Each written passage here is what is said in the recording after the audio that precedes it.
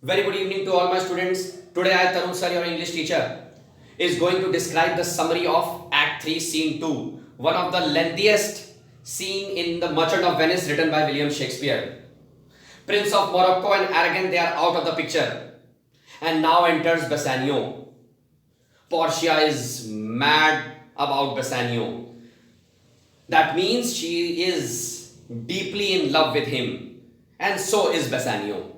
But in this scene, you will see that Bassanio is a bit disturbed because he has left his friend Antonio at risk by taking that amount from his arch enemy, that is 3,000 ducats. Portia asks Bassanio to wait for a while and then make his choice of caskets. She wants to help him, but again, she is restricted by her father's will. Bassanio wants to select the caskets at the earliest and run back to his friend so that he can rescue his friend from the clutches of Shylock.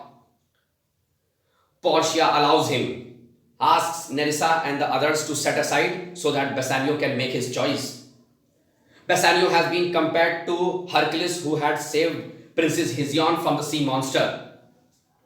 The way he was walking and heading towards the caskets, Portia was confident. Then too she asked Nerissa to play sad music if he loses the casket. And if he wins, then play some good music. As if many of them would be subjected to bow their heads in front of a newly crowned monarch. And this is what happened. Bassanio selected the lead casket. He had different opinion regarding gold and silver casket. To the gold casket, Bassanio says that King Midas couldn't eat gold.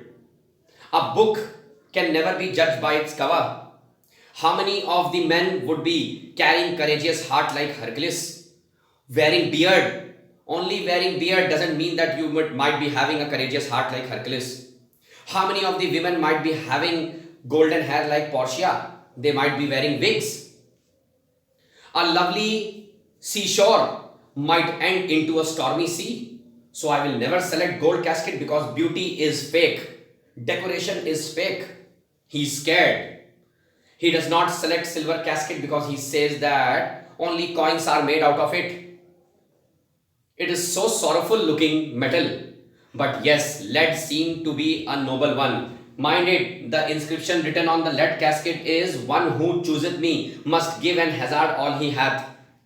This is the reason you already know that Bassanio is a prodigal. He has nothing.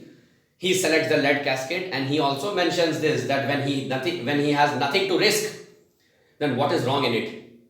Then what is wrong in selecting the lead casket? He calls it a humble one. Finds beautiful portrait of Portia. Finally, he has won Portia. Portia parts her ring and associates a promise to it that Bassanio will never have to part the ring. Enters Lorenzo, Jessica and Celerio. Celerio hands over a letter of Antonio to Bassanio. Portia comes to know each and everything about Bassanio, that he was only a braggart. And his best friend's life is at risk because of Bassanio. But she does not utter a word. Still, she wants Bassanio to get married with her in the church. She is ready to give enough jewels, ducats, and gold so that Bassanio could rescue his friend and return to Belmont again with Antonio. Now what happens when Portia asks Bassanio to read out the letter? It was actually an emotional letter. It was written in pain. In the letter, Antonio straight away says that he has nothing left. No blood, nothing. Because of tension, worries and grief. He says that all the creditors have turned their back towards me. Bassanio, please come stand beside me when this devil would be taking his pound of flesh. He only wants to see his dearest friend. To this, Portia also falls into emotion. She says and asks Bassanio to rush to Venice, rescue his friend. In the meanwhile, she would be living life like virgins and widows along with Nerissa. Why with Nerissa? Because even Nerissa and Gratiano would be tying the knot. So Act 3, Scene 2, where Bassanio leaves with Gratiano back to Venice.